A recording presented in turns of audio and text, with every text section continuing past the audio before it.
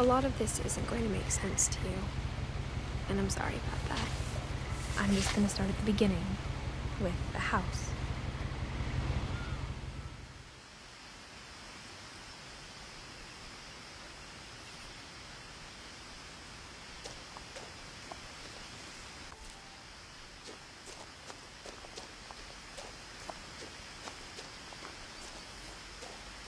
I lived here until I was 11, but I wasn't allowed inside half the rooms.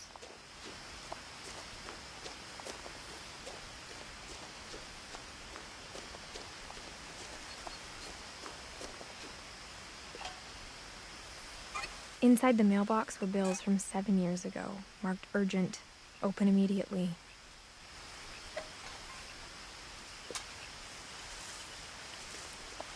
I hadn't been back since my brother Lewis's funeral.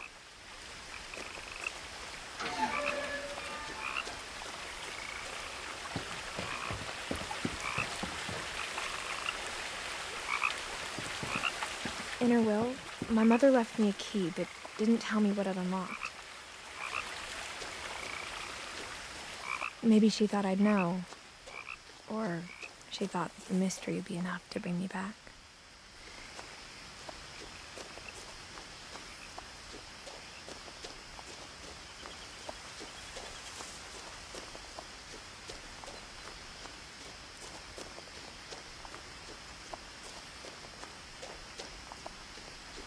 No one had driven this way in a long time, but I saw a few hoof prints.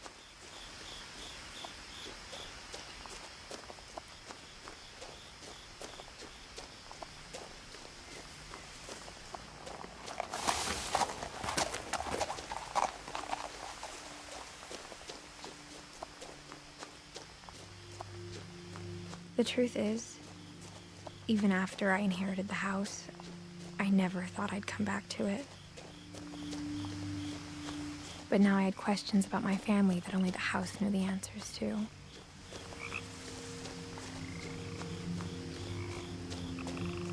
The house was exactly like I remembered it, the way I'd been dreaming about it.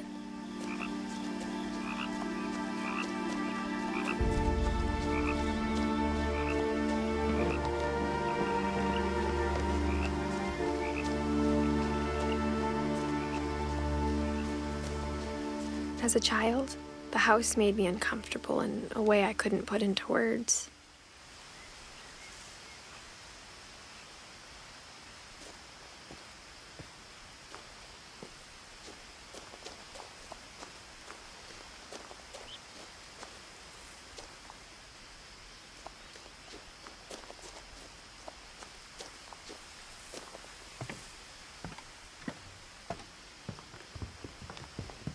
Now, as a 17-year-old, I knew exactly what those words were. I was afraid of the house.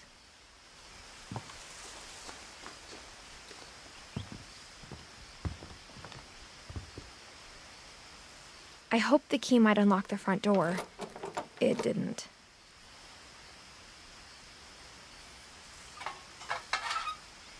Looking in, I felt like the house itself had been waiting for me.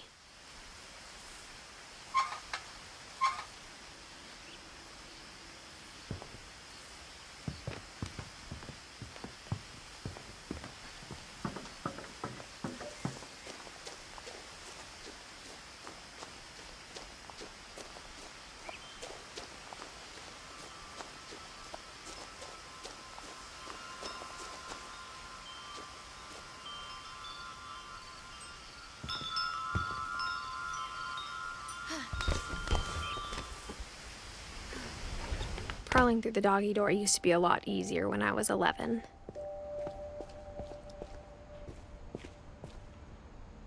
The power had been turned off the night we left.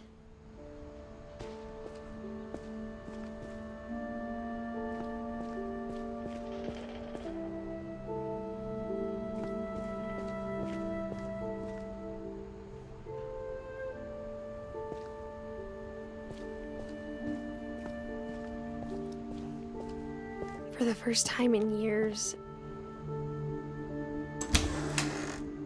I felt like I was home.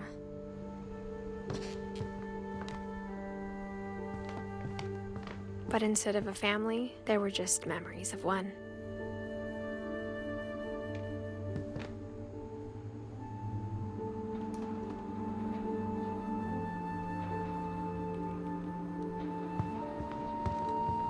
Like how after Louis started working at the cannery, we all got sick of eating salmon. Except our cat, Molly. Or how only one restaurant would deliver to our house, so we had Chinese a lot.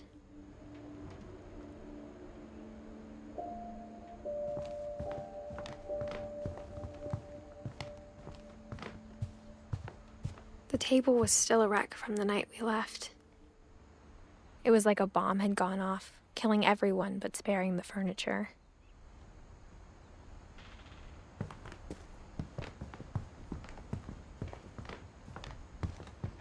My mom was the only one of us who could imagine Great-Grandma Edie living in a nursing home.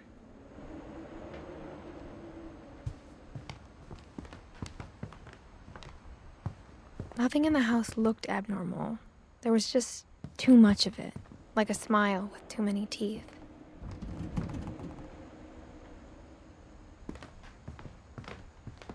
Even the fireplace had a story. Edie told me the bricks came from the original house, after it sank.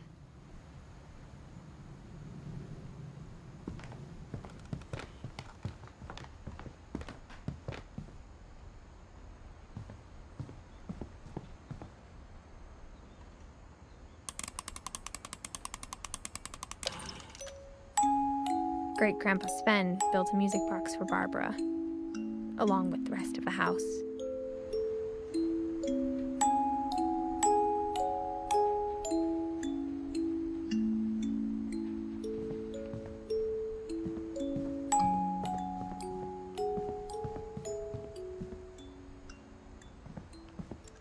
My mom wasn't much of an optimist, but she never stopped believing that my brother Milton was alive.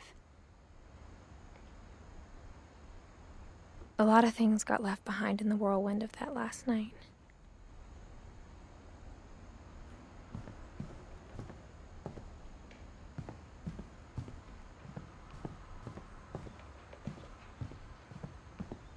Mom always told me to stay out of the basement, so I wasn't too surprised when the key didn't fit.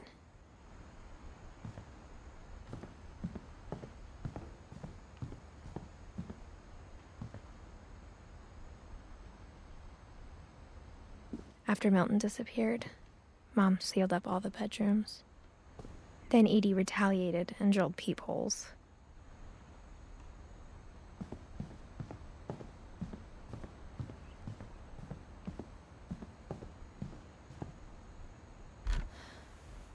My Grandpa Sam spent 7 years sharing a room with his dead brother, Calvin.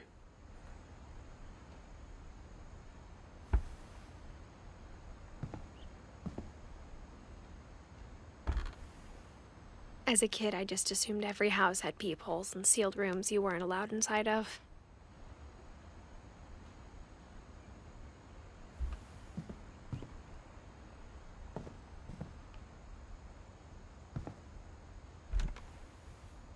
The last time I was in Edith Sr.'s room, I was 10 and she was painting my portrait.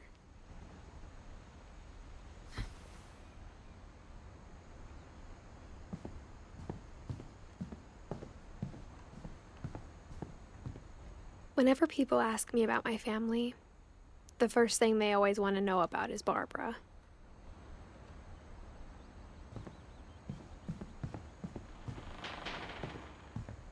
Edie's father, Odin, built the original house.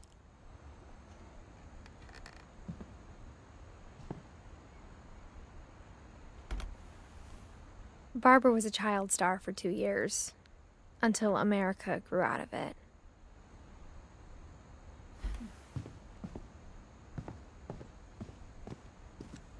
Mom must have locked the third-floor stairs on the night we left.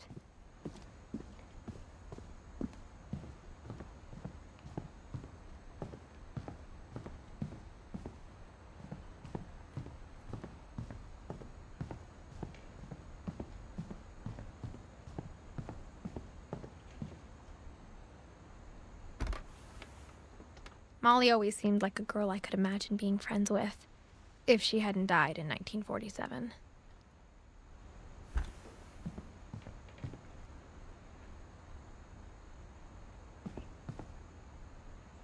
I spent a lot of time playing in Great Uncle Walter's room. I think my mom sometimes regretted not sealing it up.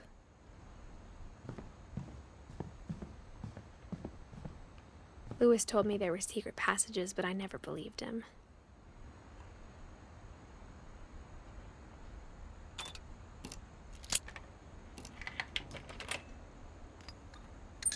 Turns out, my mom was really good at keeping secrets.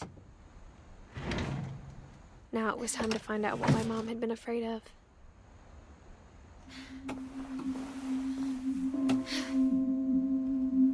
From the paintings on the wall, it was clear my brother Milton had been here before me.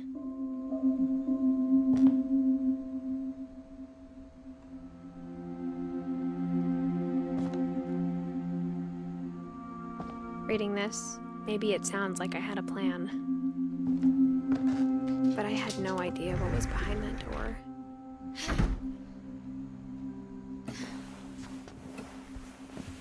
Just like I had no idea where all this was gonna lead.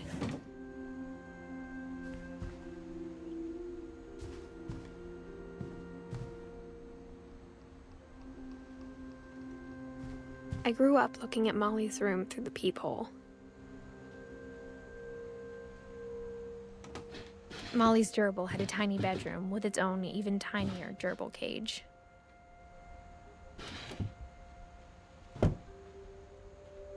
Being inside for the first time, I felt like I'd stepped behind a painting.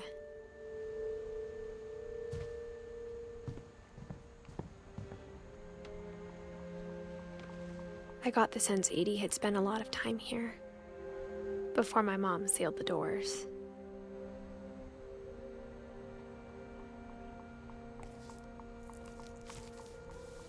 December 13th, 1947. Dear Diary, I'll be gone soon, but I wanted to tell somebody about what's gonna happen. It started when Mom sent me to bed without dinner. I woke up and I was starving, so I looked around for something to eat.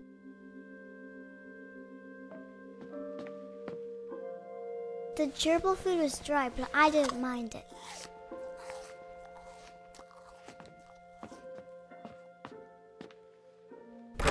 Mom, can I come out now? Sweetheart, it's late. Go to sleep.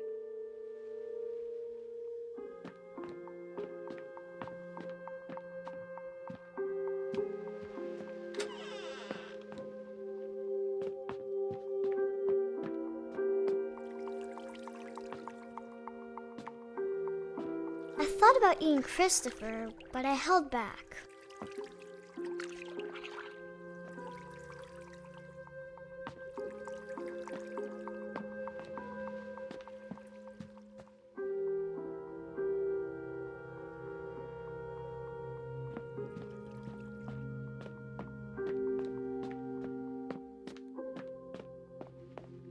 I kept eating and eating.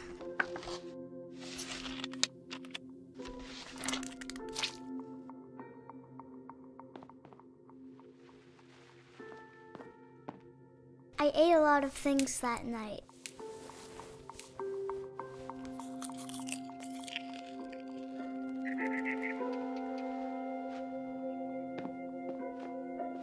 Then I heard chirping outside my window. It was a barn swallow going back to her nest. I reached out for her.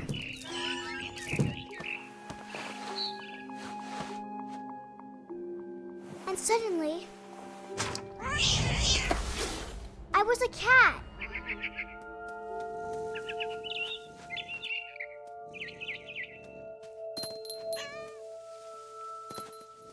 I tried to be quiet, but the bird was really scared.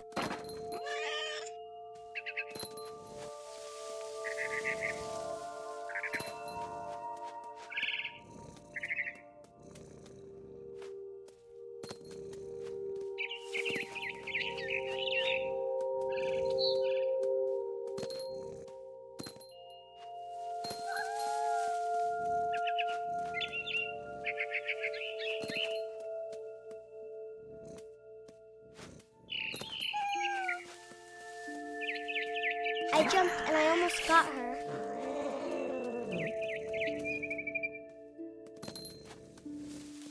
I could tell she was getting really tired.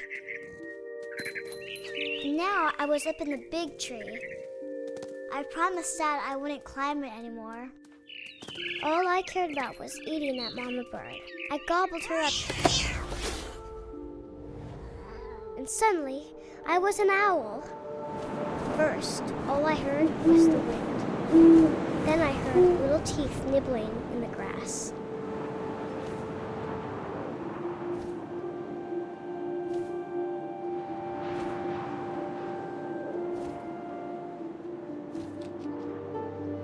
Rabbits.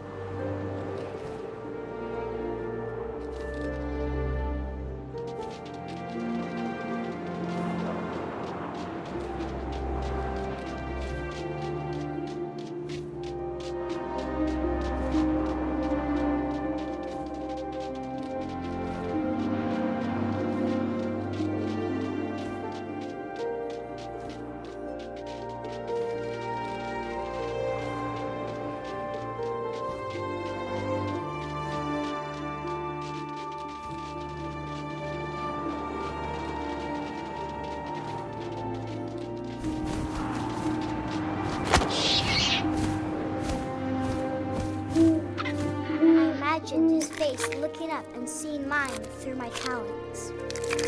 I swallowed him up, and I didn't chew one bit. Then I flew off to find something bigger.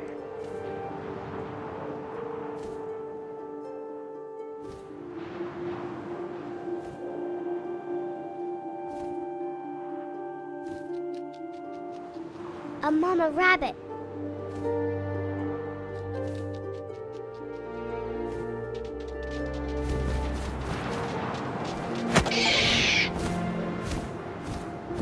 She was almost too big to carry. I started choking, but I couldn't stop eating. And suddenly, I was a shark.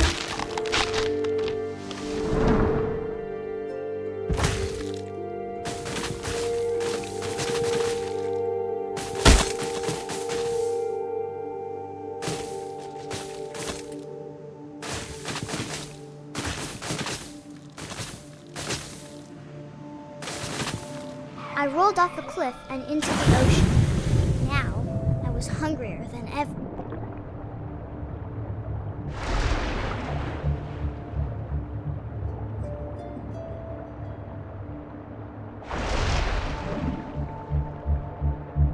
I wanted fat, juicy seals.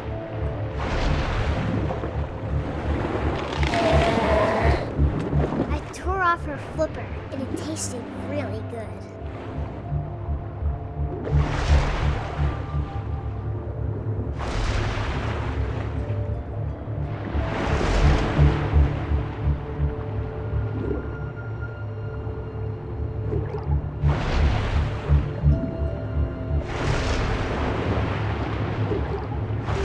Grabbed on tight. And I was so hungry, I jumped out of the water. When I opened my eyes, everything had changed.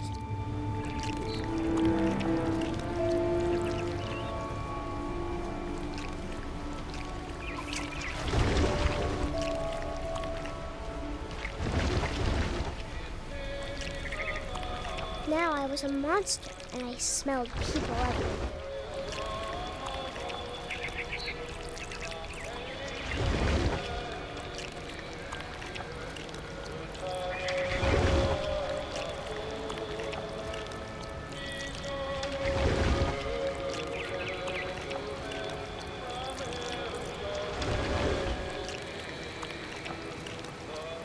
I was big, but I moved real quiet.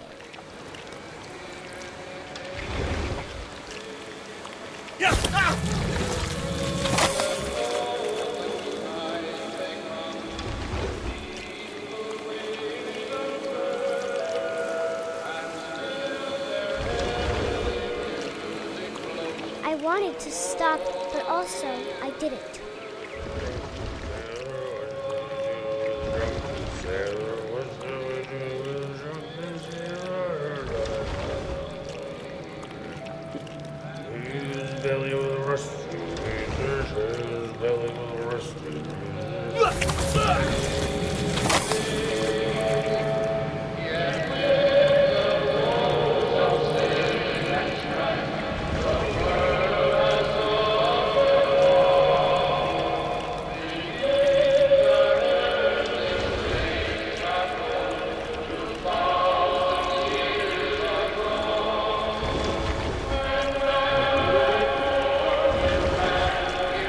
After the last passenger, I was still hungry.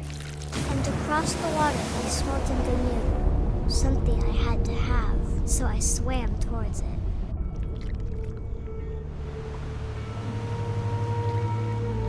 I slithered onto the sand, and the good smell went into an old pipe.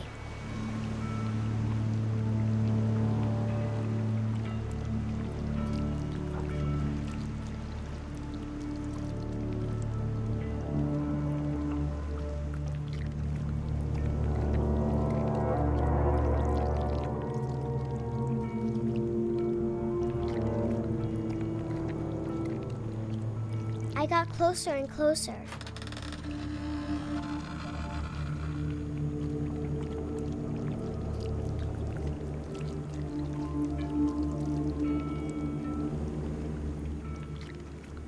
All my stomach started growling. And suddenly, I was me again. I held my breath for a long time, but I couldn't hear anything. I think it's waiting for me to fall asleep. But it's not going to wait much longer. It needs to feed, and we both know I will be delicious.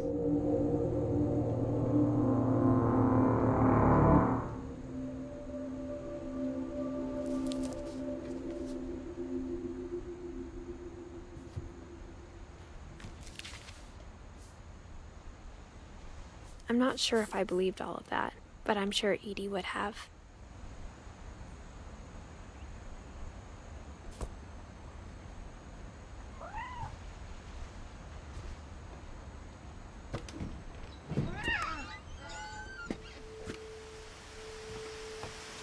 This will be obvious later, but my mom never told me any of these stories. Edie would have, but Mom didn't like bringing up the past. Though, when we adopted a stray kitten, she was the one who named it Molly. I spent a lot of time in Great-Grandma Edie's room. Edie knit me a new pair of gloves every year, just in time to replace the old ones. Louis died a week before we left, but Edie had already started to memorialize him.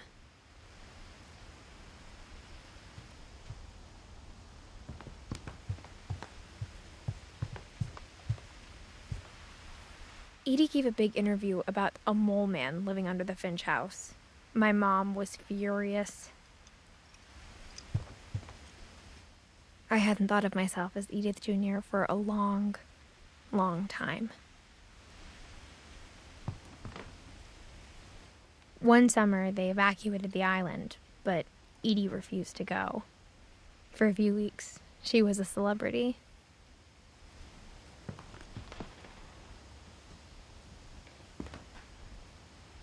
When Edie told people Sven was killed by a dragon, she could also have said he was building a dragon-shaped slide that collapsed.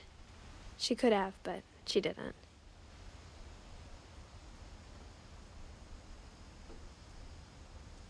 Even in her 90s, sometimes Edie seemed a lot younger than my mother.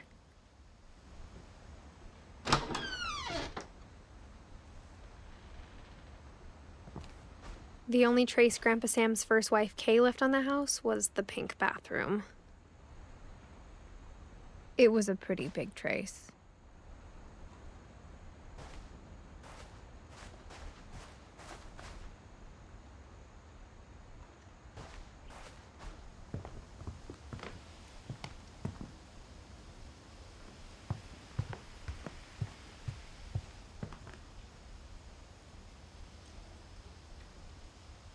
Her room was like a museum.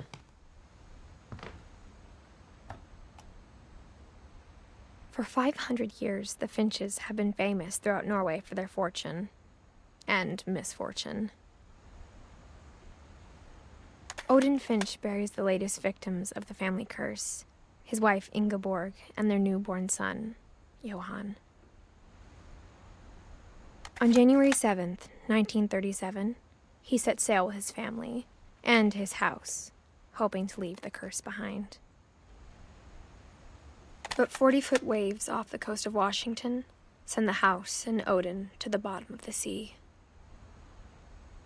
Odin's daughter Edie, with husband Sven and baby Molly, step ashore on their new home, Orcas Island. Odin Finch is the first to be buried in the new family cemetery. His daughter Edie is already dreaming of a new Finch house.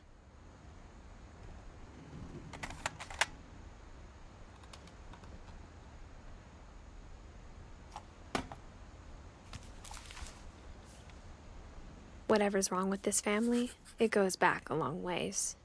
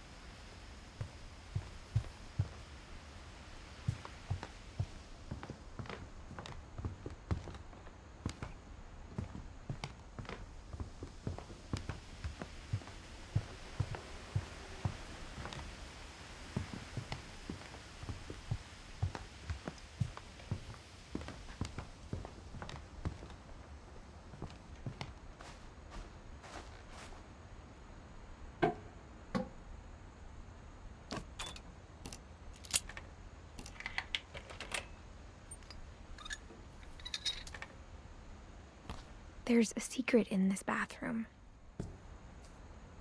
It's in the last place you would look. It isn't in the cupboard. It's hidden in this book.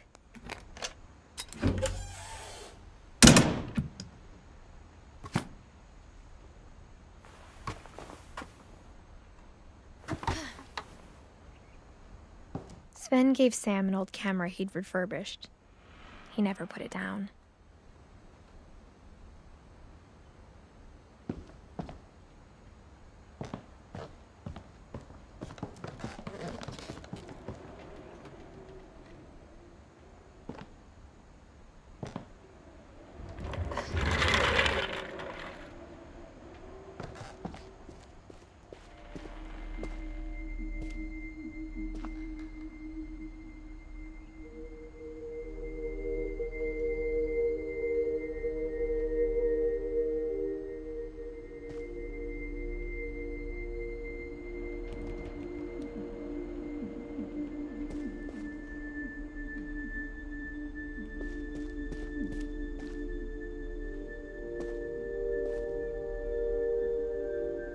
I knew Grandpa Sam had a twin.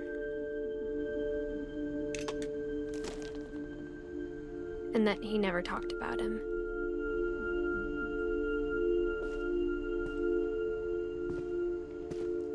I guess my grandpa didn't like history any more than my mom did.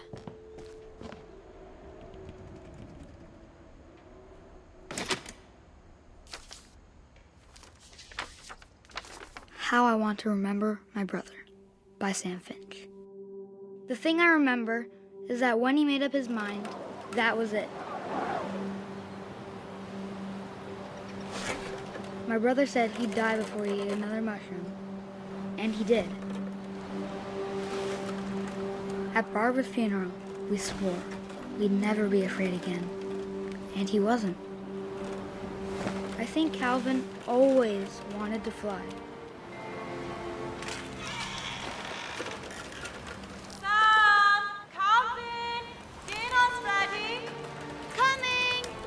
But that day, he finally made up his mind to do it. I told him going around was impossible. Maybe if I hadn't said that.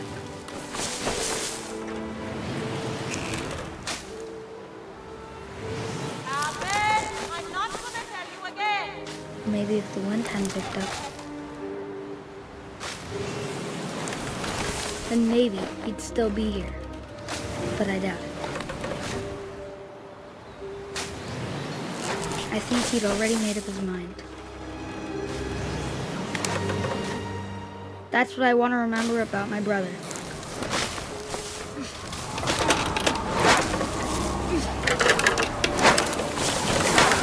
The day he made up his mind to fly. And he did.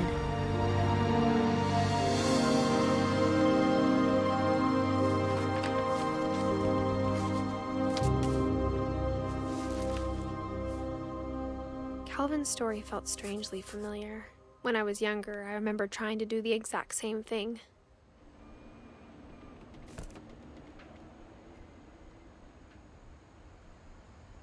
After the funeral, Edie roped off Calvin's half of the room. Mom said Grandpa Sam enlisted at 18 and never set foot in the room again.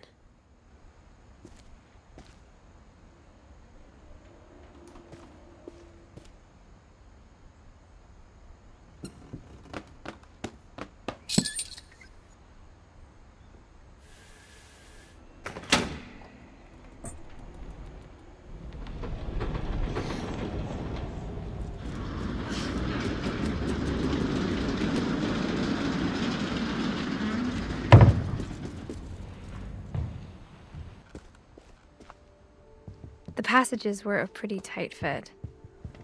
They'd obviously been built for smaller hands and bellies.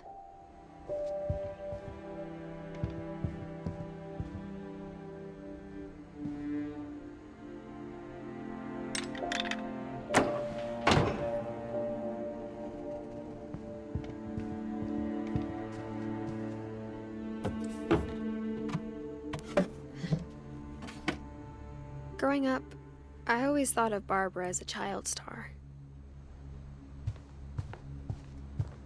I never thought about how hard it must have been for her afterwards.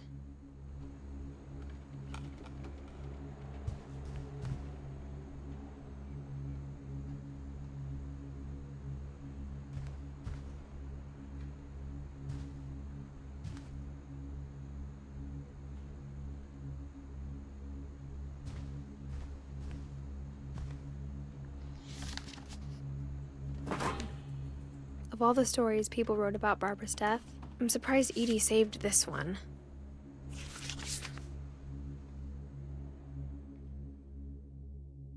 Old Jack here with another ghastly tale inspired by America's most unfortunate family. I'm calling it The Surprise Ending of Barbara Finch. As a child star, Barbara was famous for her scream. Now at 16, she was all washed up, a has-been.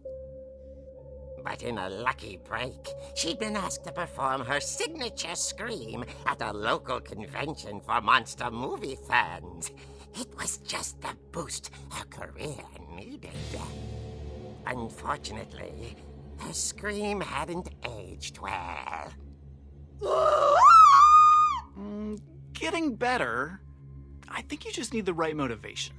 Her biggest fan and current boyfriend, Rick, was about to demonstrate when... Now that was a great scream.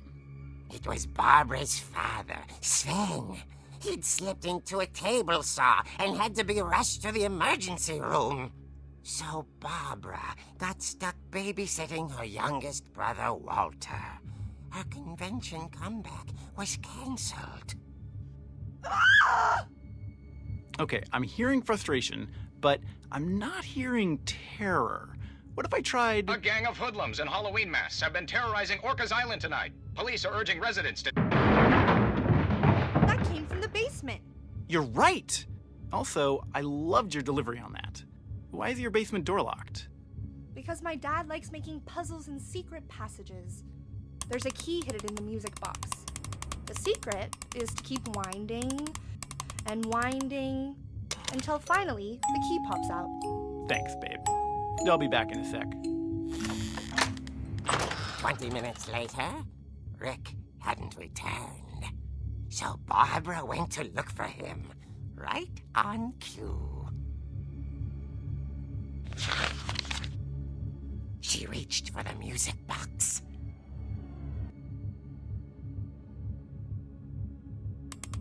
And as she wound the key, she listened for Rick, but the house was silent.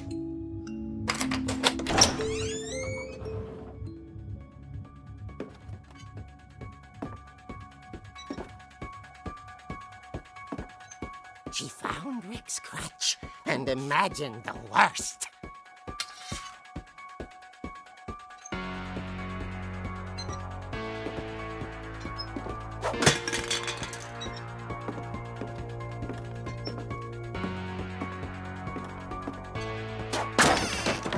The gang's leader is the infamous Hookman killer, Dr. Carl Hamill, who impaled and then ate his family 10 years ago tonight.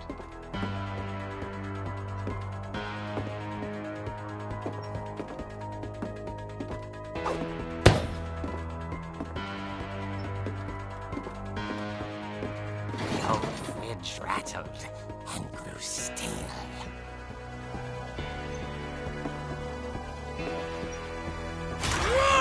Oh dear! Oh! Rick? Barb, relax. I was just trying to scare you to help you find your scream. Well, I'm not scared, Rick. I'm furious. Then act furious. All I'm getting from you now is that you're hurt and confused and you're... She threw him out, but she kept a little something to remember him by. Barb, have you seen my other crutch? And she was still holding it when she fell asleep watching the late picture show. Hours later... Barbara! Walter, what's going on up there? Ah! Okay, I'm coming up, but if this is a trick, you're dead, Walter.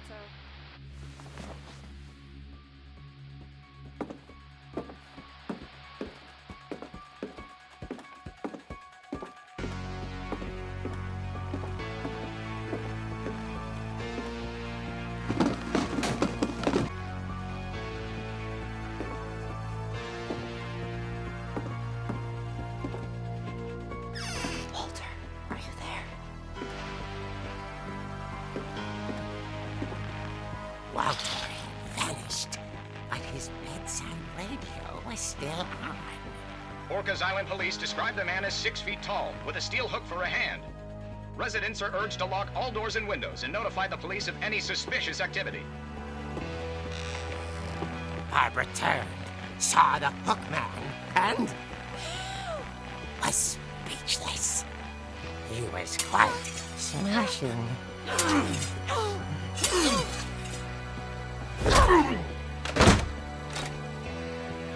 And he was.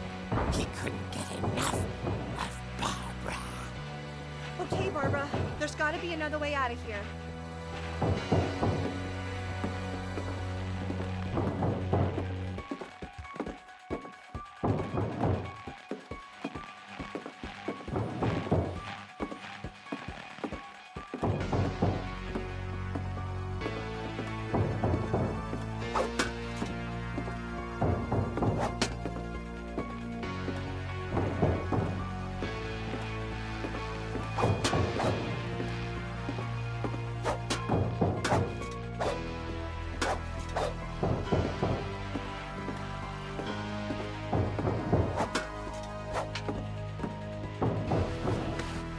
That night, she played her part beautifully.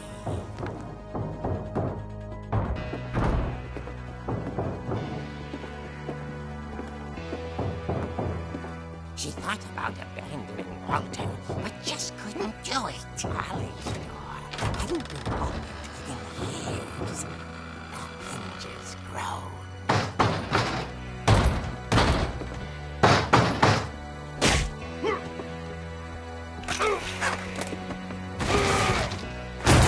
He wasn't moving, but she sensed the story might not be over yet.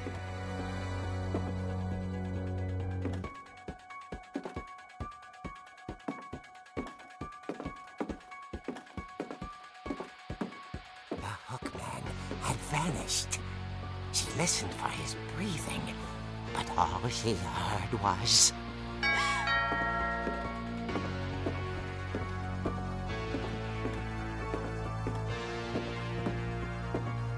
At the door, she heard whispering.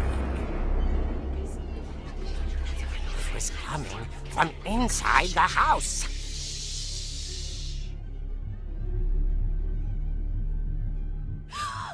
Oh dear.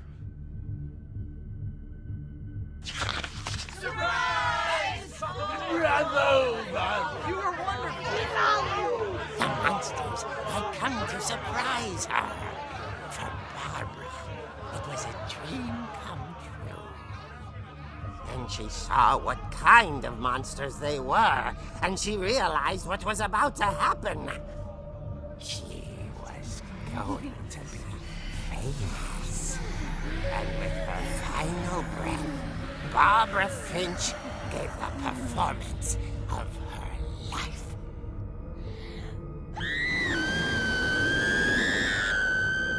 I wasn't there myself, but I hear Barbara was magnificent. Poor girl. She had a taste for stardom. But unfortunately, so did her fans. Of course, the police blamed it all on poor Rick, who disappeared the same night. And little Walter? Hiding under his bed the whole time. He took it all pretty hard, but that's another story. As for Barbara, tucked inside the music box was all they ever found of her. Her ear. Now that's what I call a real eerie tale.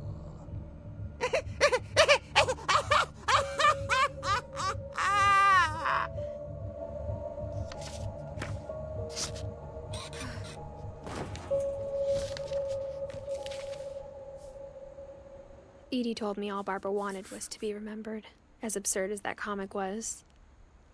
Maybe what Edie saw was a happy ending.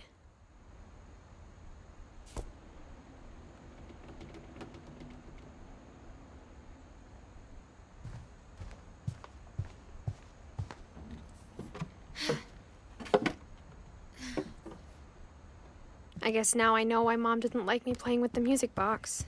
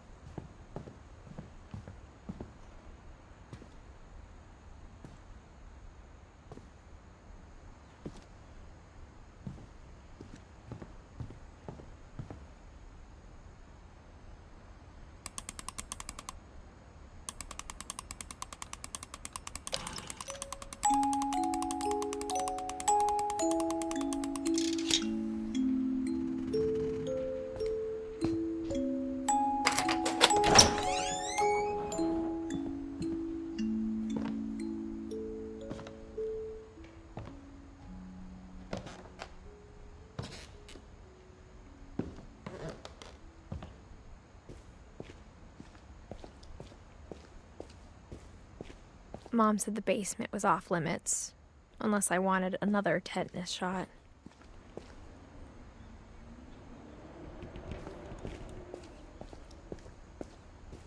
I saw Edie sneak down to the basement once, carrying packages. I thought maybe she was hiding presents.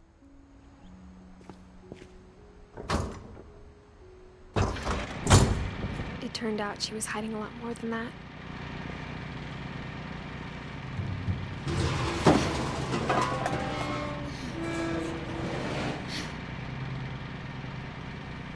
I remember asking Mom once about where Walter had gone.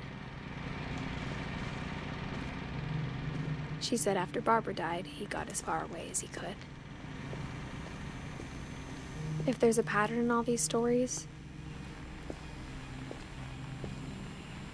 I think it's that none of us has gotten very far.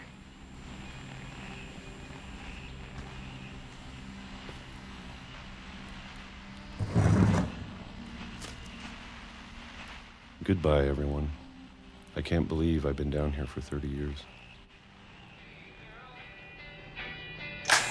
On that first day, after the shaking started, I didn't think I'd survive a week.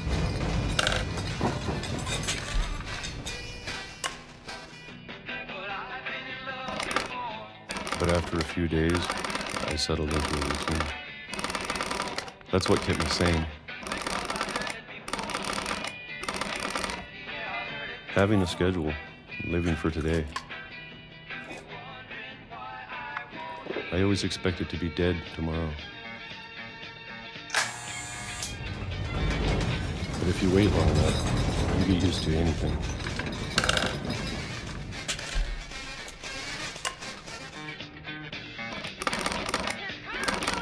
Even a monster on the other side of the door starts to feel normal. Almost friendly.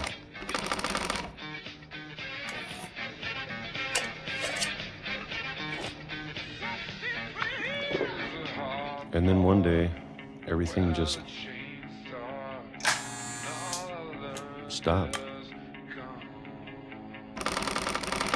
Whatever that thing was, it was gone. Maybe it got tired of waiting. Or maybe I just got tired of being afraid.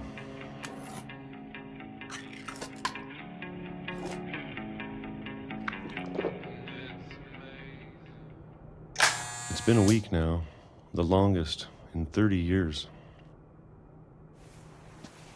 I'm done waiting. I have to leave while I still can.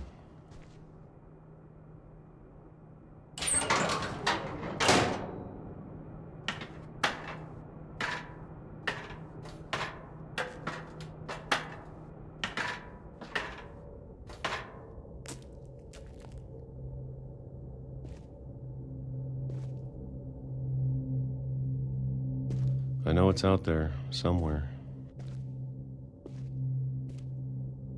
Whatever killed Barbara and Molly and Calvin.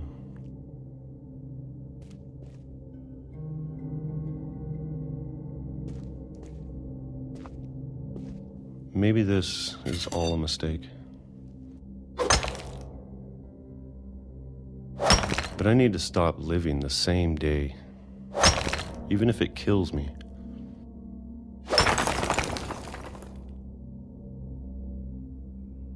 Whatever's out there, I want you to know I'm ready for it. I'm going to appreciate all of it, especially the food. I don't mind if I only have a year left, or a month, or a single week. I'd be happy with one more day. I can already imagine the sun on my face.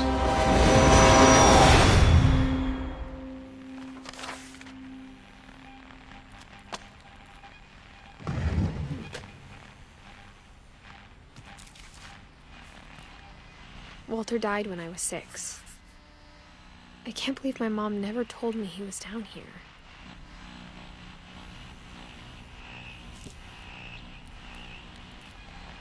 I'm sure my mom was trying to protect me.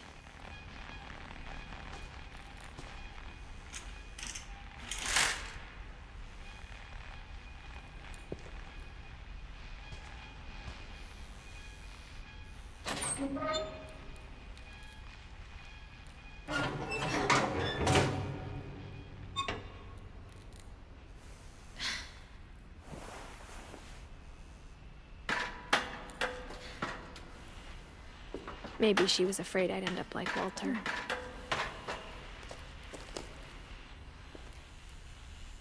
But if she never told me about an uncle under the house, I can only imagine what else she was hiding. I don't want to make the same mistakes she made.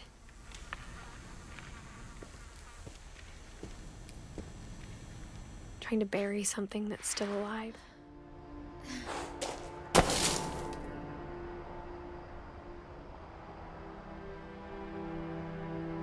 Now that there's only one of us left, or maybe two, I thought it was time I heard the stories for myself and found out what happened to everyone else. But now I'm worried the stories themselves might be the problem. Maybe we believed so much in a family curse, we made it real.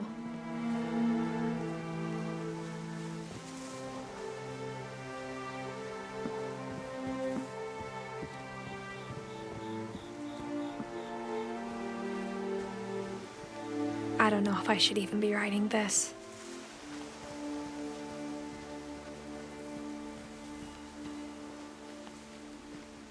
Maybe it'd be better if all this just died with me.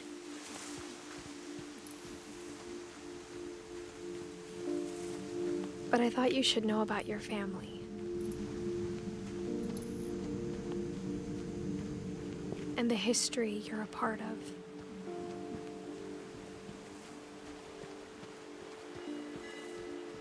Though to be honest, I feel as lost as you probably do right now.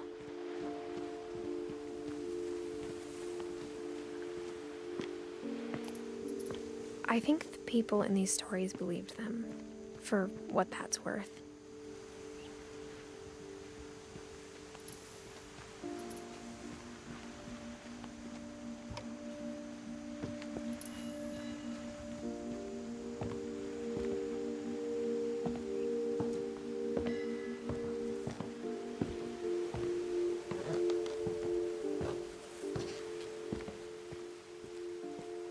And when you look at the house, that history of imagination and stubbornness and madness, any of it seems possible.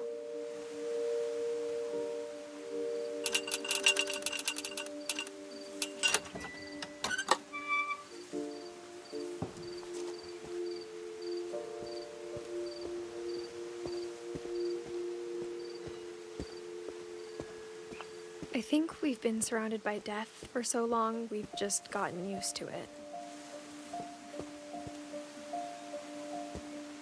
What kind of family finishes building a cemetery before starting the house?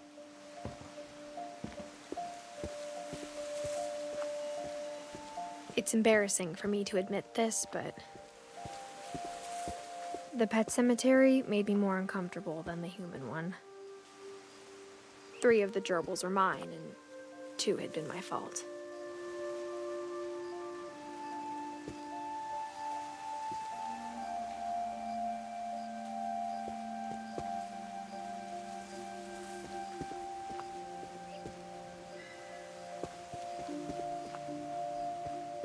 Sven built the house, but it was Edie who designed the cemetery.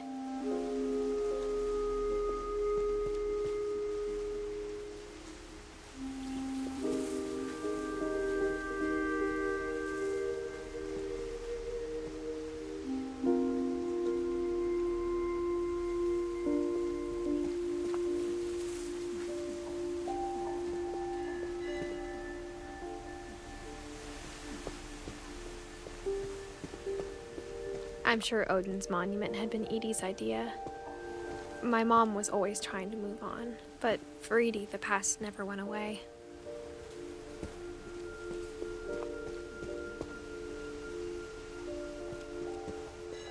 She could see it poking out of the water at low tide.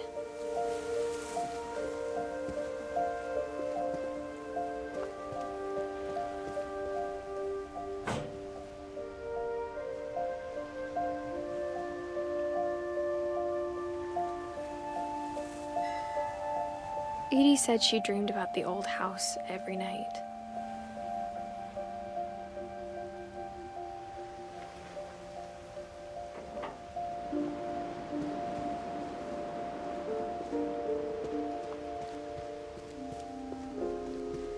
Edie's side was always easier for me to understand.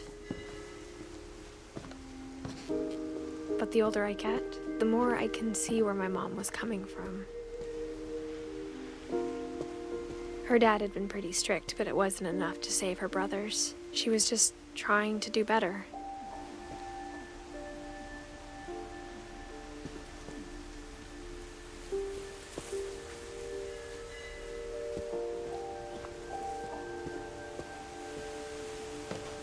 She lost 2 of her brothers, just like I did. I get why she tried so hard to protect us. We never found Milton's body, so my mom insisted we were putting up a monument, not a tombstone.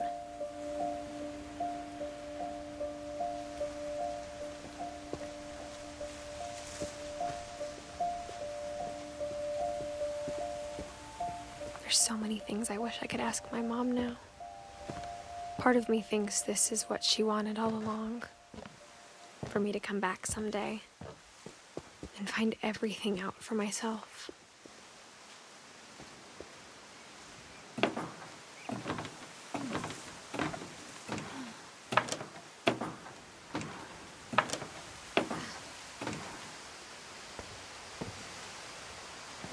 But looking back on it now, if she told me there was going to be so much climbing, I never would have come when I was 22 weeks pregnant.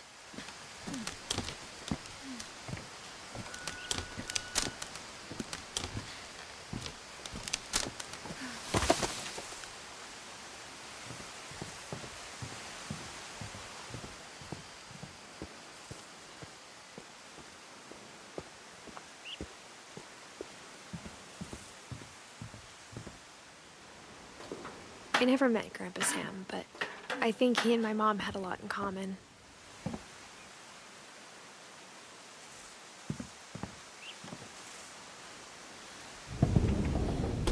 They were both pretty intense.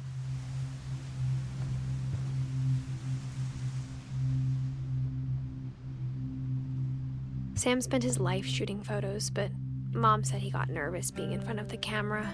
I guess we're all afraid of something.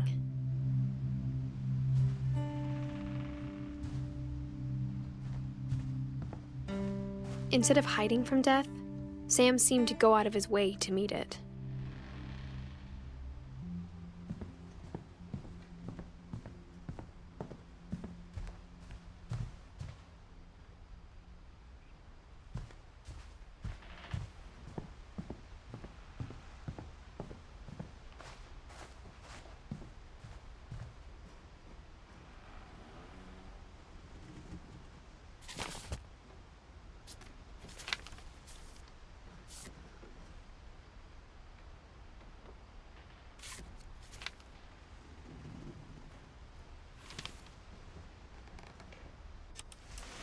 Dawn, I promise, you'll never forget this weekend.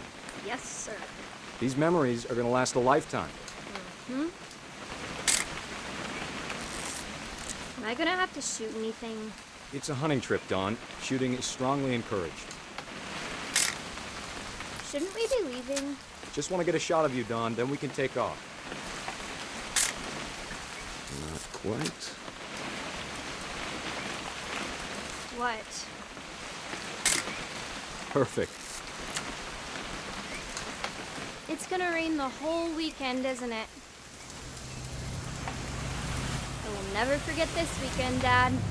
That's the spirit. Okay, got it. I'm gonna take some pictures, okay? Just be careful. The camera's older than you are. Hey! That's a keeper. Definitely should not have drunk all that coffee. I'm just saying, I'm not always gonna be here, Dawn. You'll need to remember this stuff, if you want to survive. I'll be fine. Dad! Good eyes, Dawn.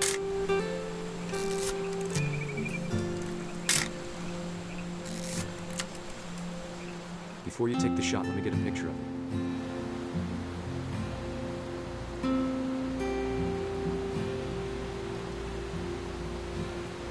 Dad, I... Just breathe. Let me get behind you.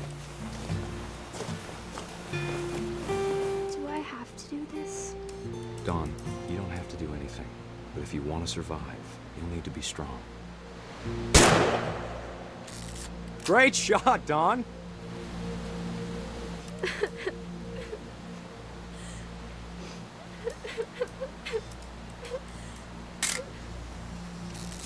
I'm proud of you, Dawn.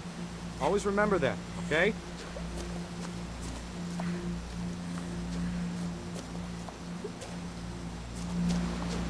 Dad, it's twitching.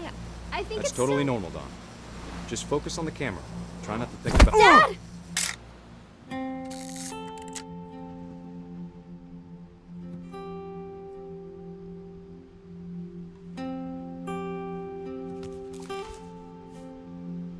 Of all these stories, that's the one I wish most that my mom had told me.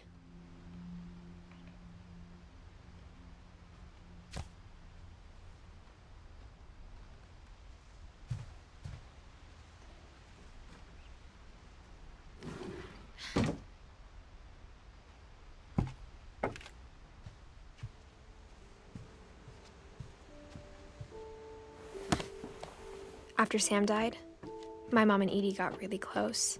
They'd both lost a lot.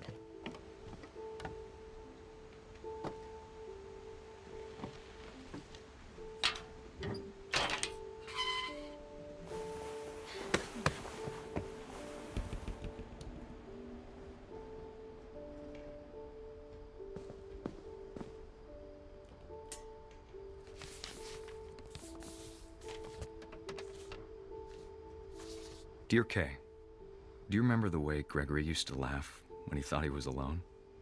Like something funny was happening, but only he could see it.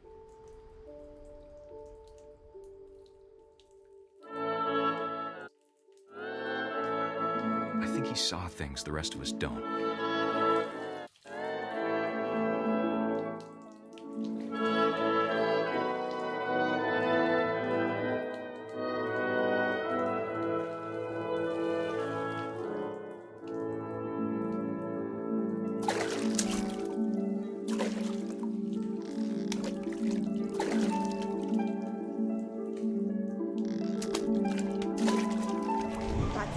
Gregory, it's time to... Hold on, sweetie. Hello? Sam, I told you I don't want to talk right now. I wonder what he saw. What his world was like.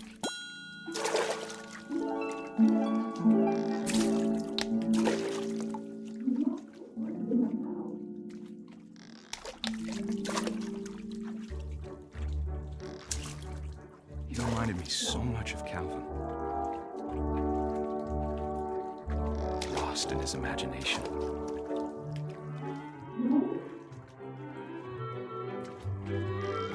Whatever it was, he saw it.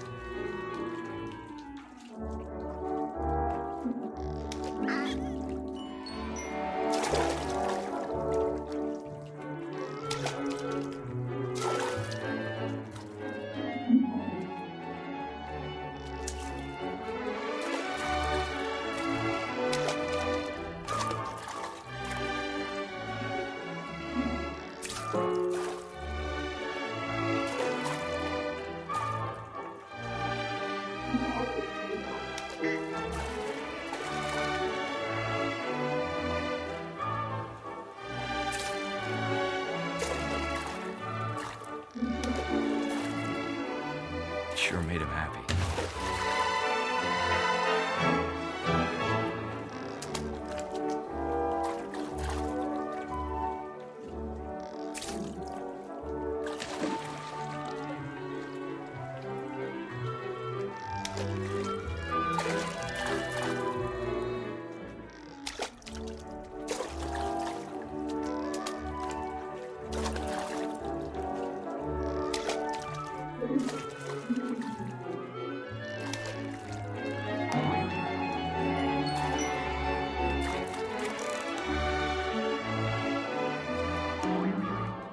I know how silly it sounds.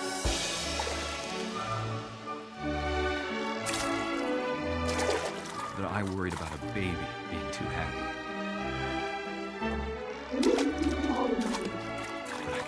was slipping away. Sorry about that, Gregory. I know you did everything you could. Maybe if I hadn't called that night. Damn it. Hold on, I don't want Gregory to hear this.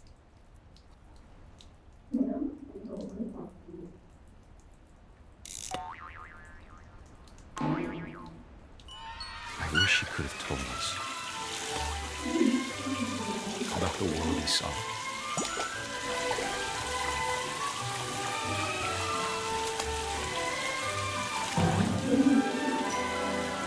There's so much I don't understand about Gregory, about everything.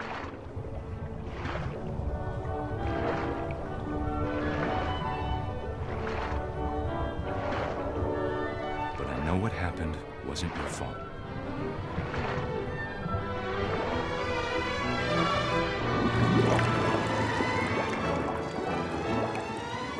I'm sure he's happy. And he'd want you to be happy too. Good luck, Kay. Love, Sam.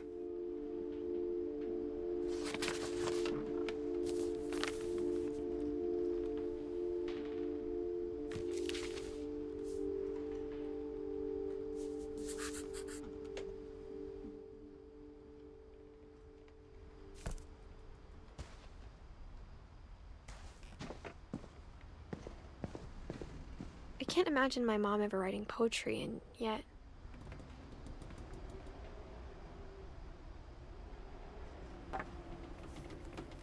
A poem for Gus, who always said the wedding was a bad idea. Our father never hit us kids, at least not very hard, before the day my brother said with teenage disregard that he'd be dead before he'd see a wedding in our yard.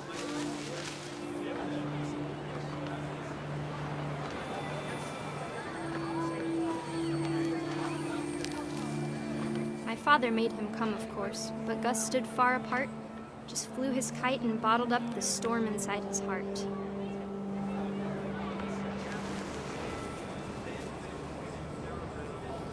I tried to talk him out of it, but though he'd never met her, we don't need a stepmom, were the words that I now pronounce you husband and wife. You may kiss the bride.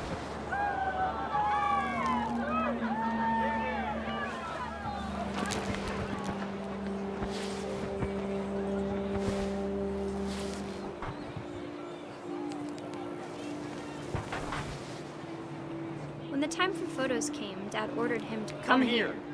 But Gus declined, and as a sign held up his middle finger.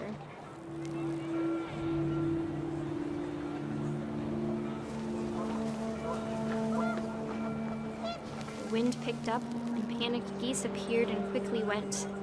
But all the humans did that day was go inside the tent.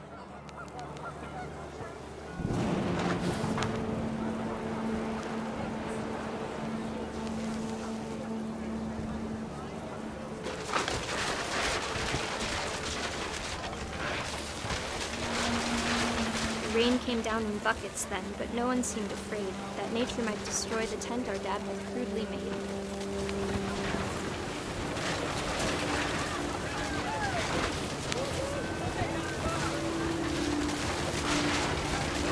The thunder sounded much too close and full of angry power.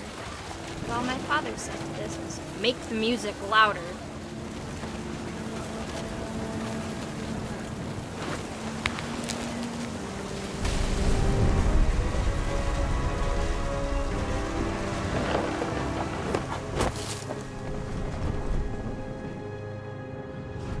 I wish that I could truly say I thought about you on that day.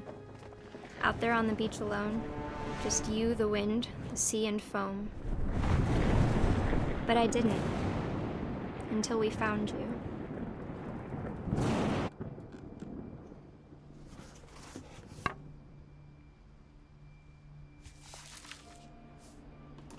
She never talked about him, but Mom told me once if I was a boy, they were going to name me Gus.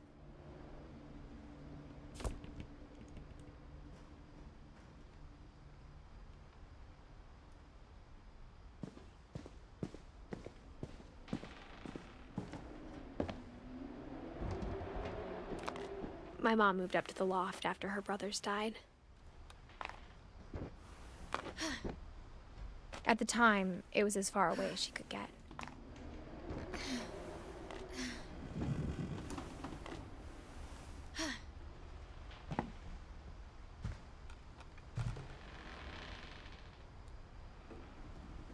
Religion was another thing my mom never talked about, but I think it helped her a lot after her dad died. She spent a summer building houses in Calcutta, where she met my dad, Sanjay.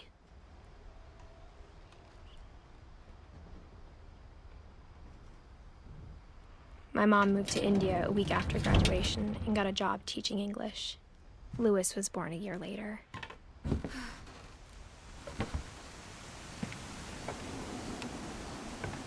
When my dad died, I don't think Mom knew where else to go. I'm sure Edie was happy to have her back.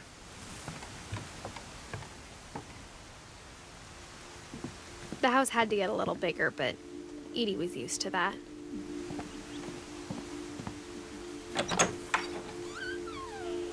And for a while, things were good. Almost normal.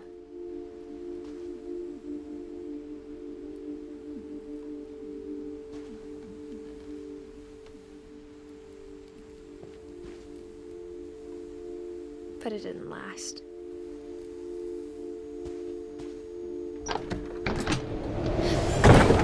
The beginning of the end was Milton's 10th birthday, when Edie gave him a castle.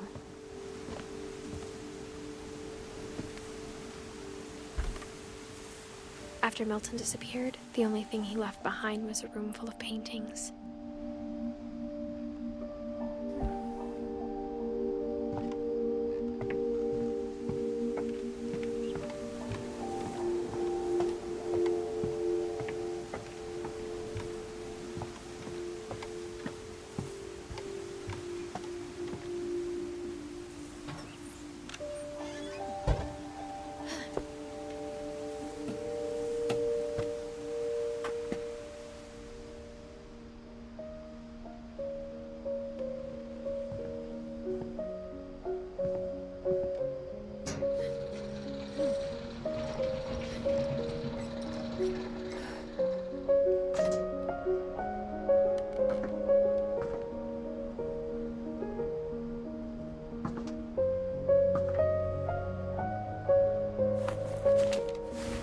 Milton Finch in The Magic Paintbrush.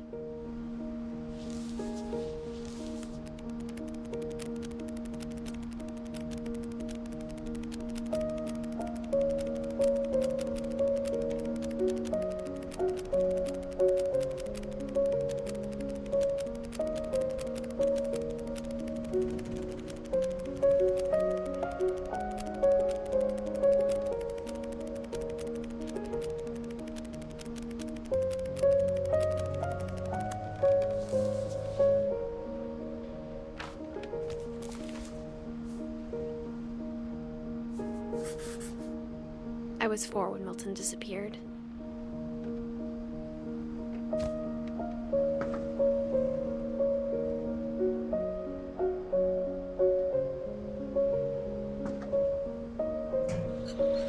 Mom spent months searching for my brother. Then she sealed the doors.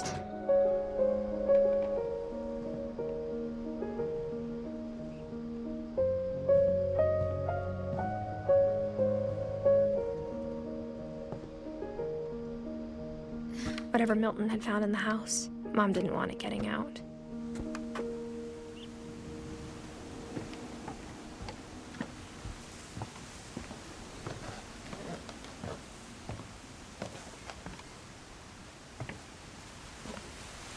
Mom definitely blamed Edie, but I think Louis blamed himself. After he graduated, he just spent more and more time in his room, until Mom got him a job at the cannery. Everyone always told me to stay out of Louis's room, except Louis.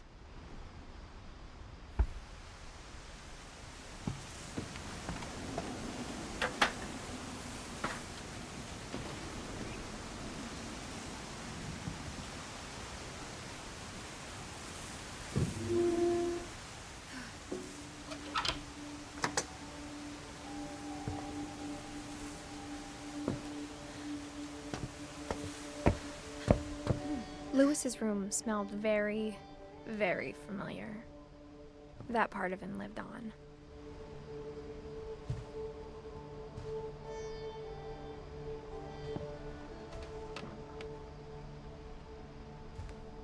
Lewis and I spent a lot of time playing games together, but he was surprisingly bad at them. He died a lot.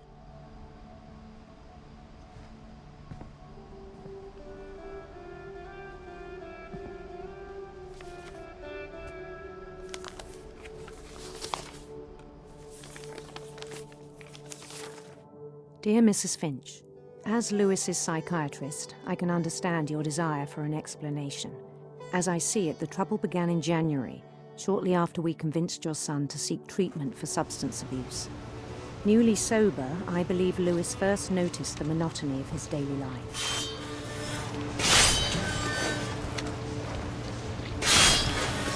He kept working at the cannery, but he withdrew part of himself. In our sessions, I saw the same behavior. His mind began to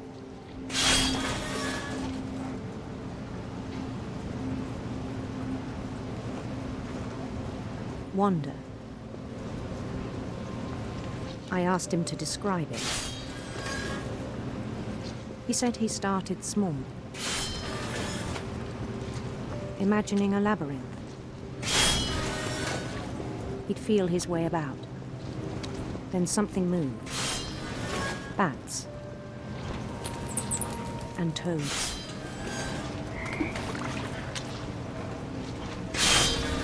And things that have not names.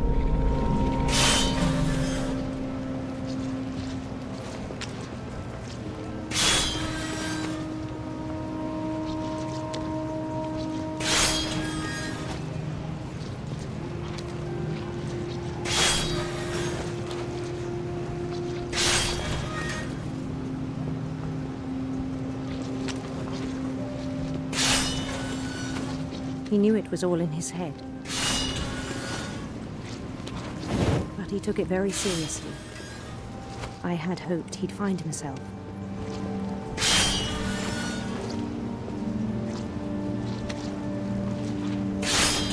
But he found something more.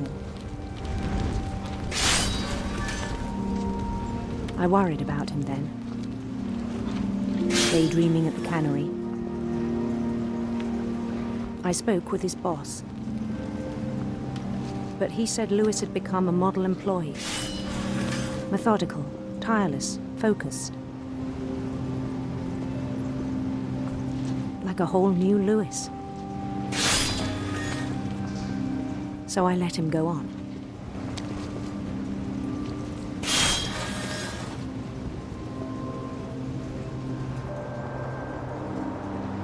I even encouraged him. It seemed very promising at first. He told me he'd made a new friend.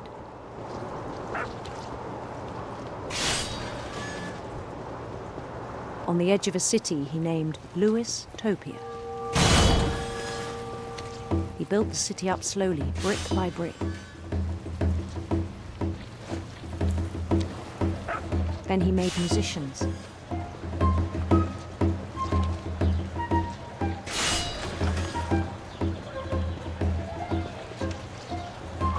And songs for them to play. He talked about starting a band. And he was always humming something. Every day his imagination grew stronger.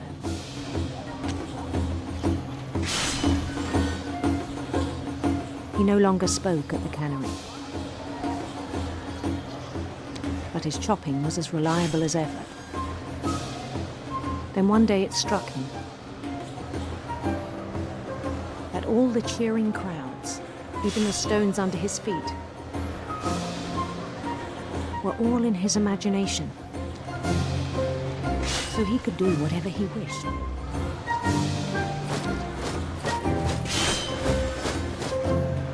held an election for mayor.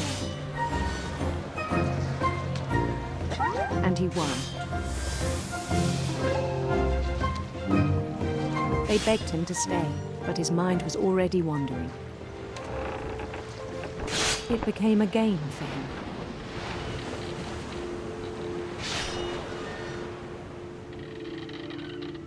He'd conquer a city, then immediately push on.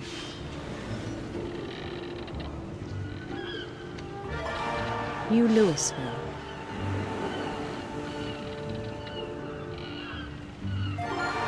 St. Louis. He started drifting away from our reality.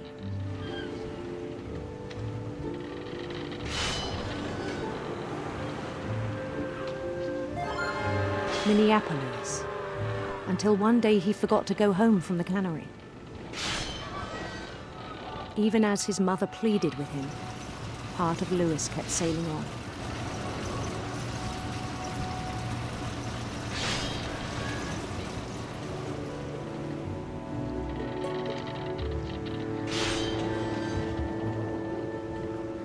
In Louisburg, he heard rumors of a handsome queen.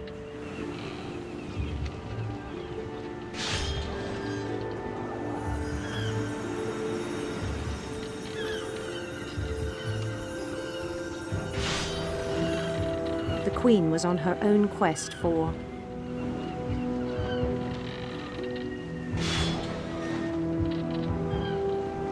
radiant rainbows.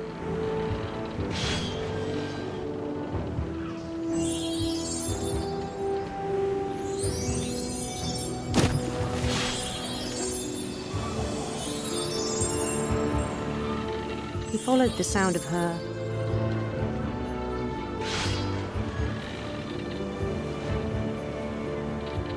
silver harp.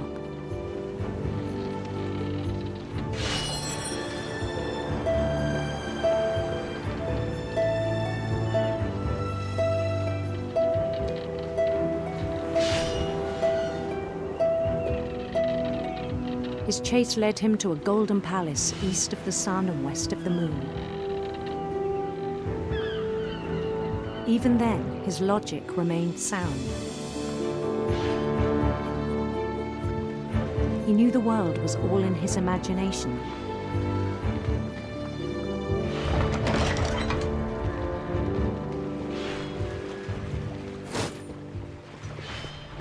But he was so proud of having created it.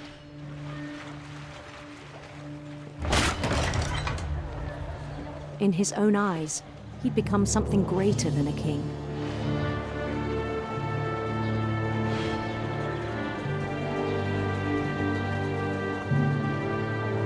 For someone who'd never known success in the real world, I think it was overwhelming. And then it struck him that the real Louis was not the one chopping salmon, but the one climbing the steps of a golden palace.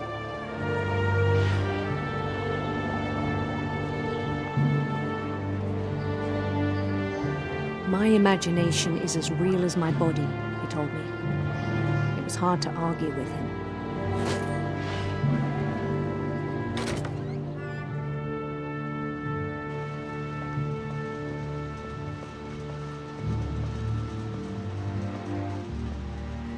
He began to forget the world we know.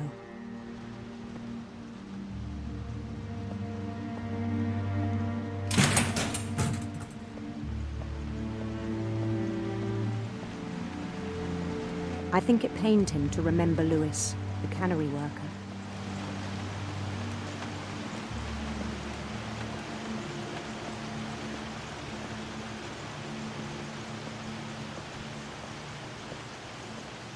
He began to despise the man with a royal contempt.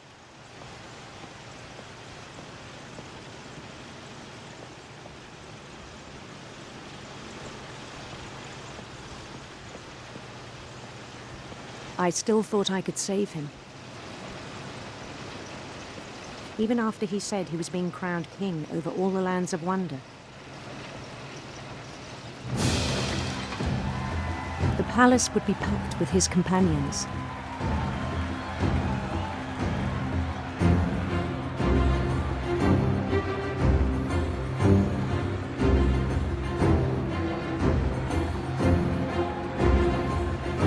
including the wise Calico who'd insisted on advising him.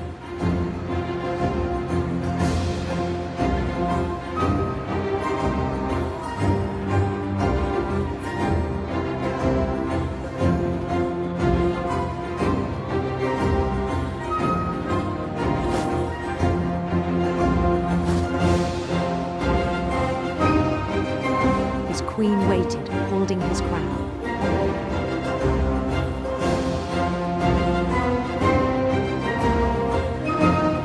There was only one thing left to do.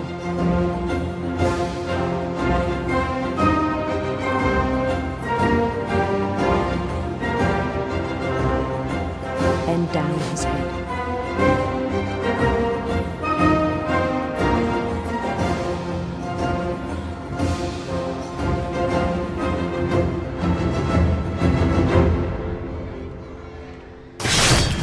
And the rest I think you know.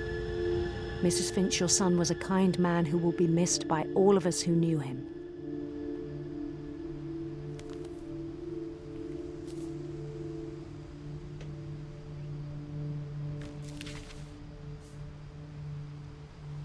My brother was really cool.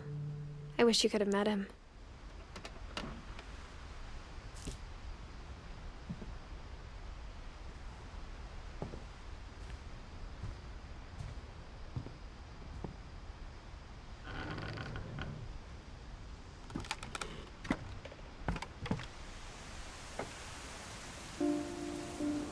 On the way back from Lewis's funeral, my mom told me to start packing.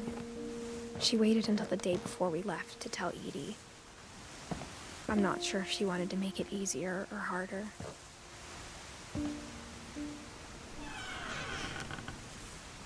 I wish we'd stayed. But I understand why we left.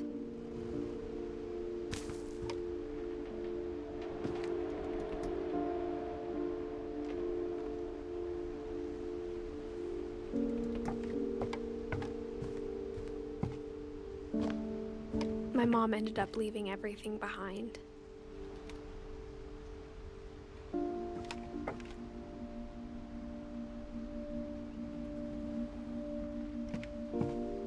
What happened that night had been coming for a long time. Maybe it should have come sooner.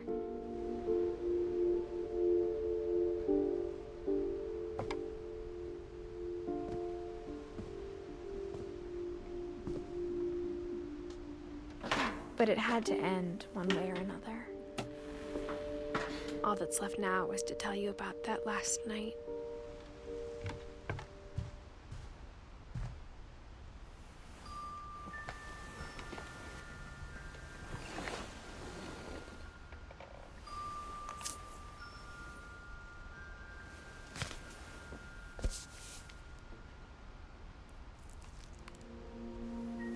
That whole last day, Edie just watched us pack and didn't say a word.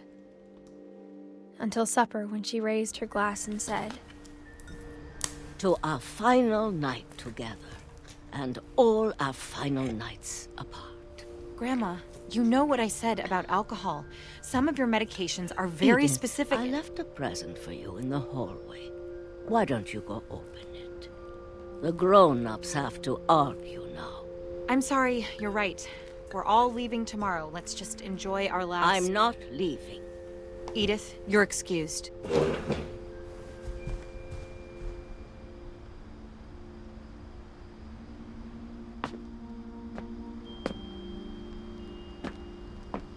The power had been shut off that morning, but Edie always had plenty of candles. When my mom sealed the library, I don't think she knew about the other entrance, or that Edie had a key to it.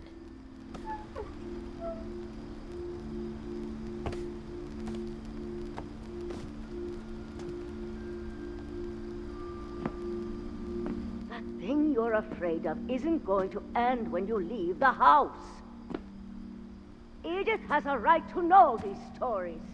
My children are dead because of your stories. I think it's best if Edith and I leave tonight. We'll have the nursing home send a van for you in the morning, okay?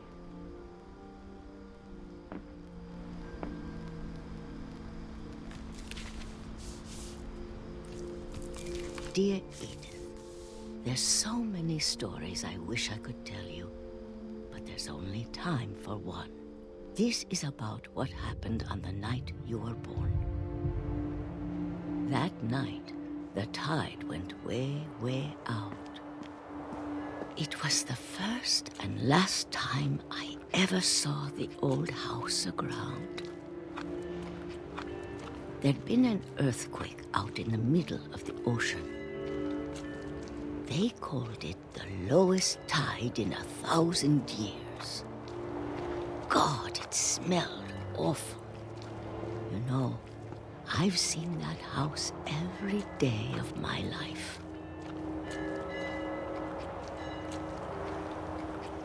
But I never thought I'd go back to it. When the fog rolled in, I lost my way.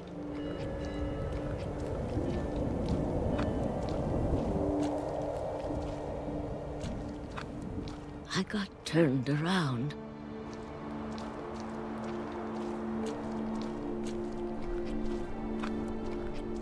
I started seeing things.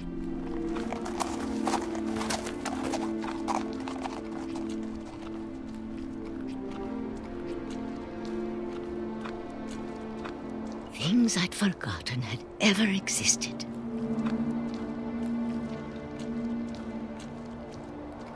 But when I saw them, they felt like old friends. That night, a lot of things came back to me. Or maybe I came back to them.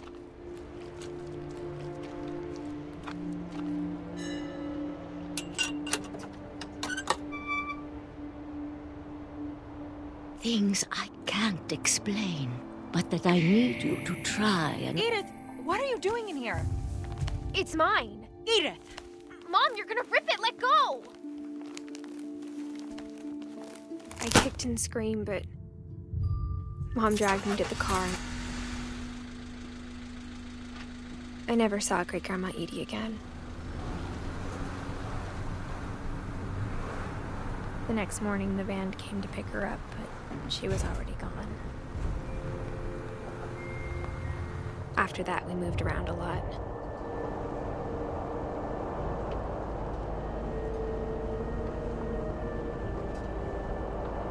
We both tried to make the best of it.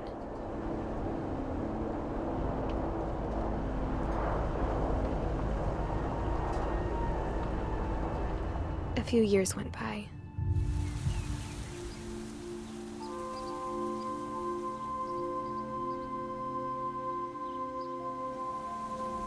My mom didn't like to talk about it, but she started getting sick a lot. The rest happened pretty quickly.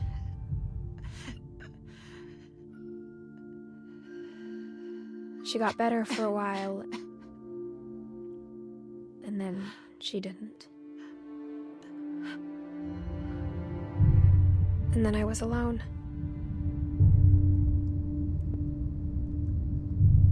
The last Finch left alive.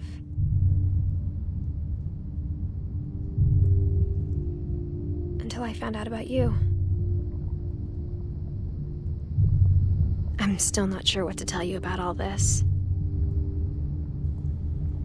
If we lived forever, maybe we'd have time to understand things. But as it is, I think the best we can do is try to open our eyes.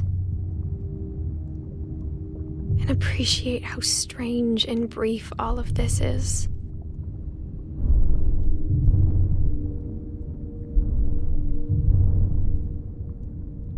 This journal was supposed to be for you. But now I hope you'll never see it. I just want to meet you and tell you all these stories myself. But I guess if you're reading this now, things didn't work out that way.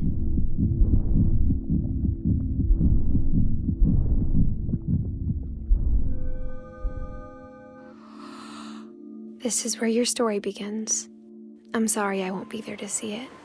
It's a lot to ask, But I don't want you to be sad that I'm gone. I want you to be amazed that any of us ever had a chance to be here at all. Good luck.